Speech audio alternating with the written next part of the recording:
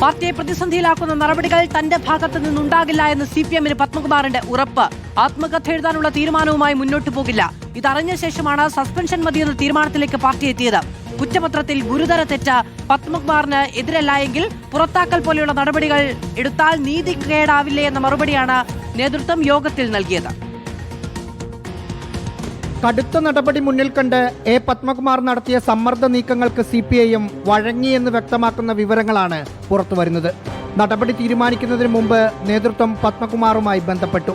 തനിക്കെതിരെ കടുത്ത തീരുമാനമെടുത്തില്ലെങ്കിൽ പാർട്ടിയെ പ്രതിസന്ധിയിലാക്കുന്ന ഒന്നും തന്റെ ഭാഗത്തു നിന്നുണ്ടാവില്ലെന്ന ഉറപ്പ് പത്മകുമാർ നേതൃത്വത്തിന് നൽകി. നേതാക്കളെ പ്രതിസ്ഥാനത്ത് നിർത്തി ആത്മകഥ എഴുതാനുള്ള തീരുമാനവുമായി മുന്നോട്ടു പോകില്ലെന്നും അറിയിച്ചു. ഇത് ജില്ലാ സെക്രട്ടേറിയറ്റ് ചർച്ച ചെയ്യുകയും സസ്പെൻഷൻ മതി എന്ന തീരുമാനത്തിൽ എത്തുകയുമാണ് ചെയ്തത്. സസ്പെൻഷൻ തീരുമാനം ജില്ലാ സെക്രട്ടറി രാജു അബ്രഹാം ജില്ലാ കമ്മിറ്റി യോഗത്തിൽ നിർദ്ദേശമായി മുന്നോട്ട് വെച്ചു. വെറും 10 മിനിറ്റിൽ താഴെ മാത്രമേ ചർച്ച നടന്നുള്ളൂ. ഈ നടപടി എടുക്കാനായിരുന്നെങ്കിൽ നേരത്തെ ആകാമായിരുന്നില്ല എന്ന ചോദ്യം കമ്മിറ്റി അംഗങ്ങളിൽ നിന്നുയർന്നു.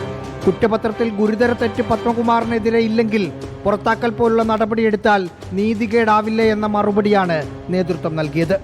റാഹീസ് റഷീദ്, റിപ്പോർട്ടർ, തിരുവനന്തപുരം.